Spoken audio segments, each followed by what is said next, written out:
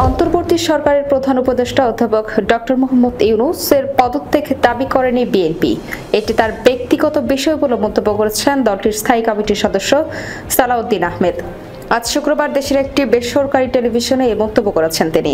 সালাউদ্দিন বলেন, ডক্টর ইউনূস পদত্যাগ করতে চাওয়াটা তার ব্যক্তিগত বিষয়, তবে বিএনপি তার পদত্যাগ দাবি করেনি। বিএনপির স্থায়ী কমিটির এই সদস্য বলেন, নির্বাচনী রোডম্যাপ ঘোষণা করার পরিবর্তে যদি তিনি পদত্যাগ করতে চান বা দায়িত্ব ছেড়ে দিতে চান, সেটি তার ব্যক্তিগত বিষয় হতে পারে। আমরা ওনার পদত্যাগ দাবি করিনি। আর একান্তই যদি উনি ব্যক্তিগতভাবে দায়িত্ব পালনের অপরাগ হন, তাহলে রাষ্ট্র তো বসে থাকবে না, রাষ্ট্র একটা বিকল্প ব্যবস্থা খুঁজে নেবে। সালাউদ্দিন বলেন, কিন্তু আমরা আশা করব তিনি একজন বিশ্ববরণ্যের ব্যক্তিত্ব, তিনি বিষয়টি অনুধাবন করবেন। জাতির আকাঙ্ক্ষা অনুযায়ী ডিসেম্বরের মধ্যে নির্বাচন অনুষ্ঠানের জন্য একটি নির্বাচনী রোডম্যাপ ঘোষণা করবেন।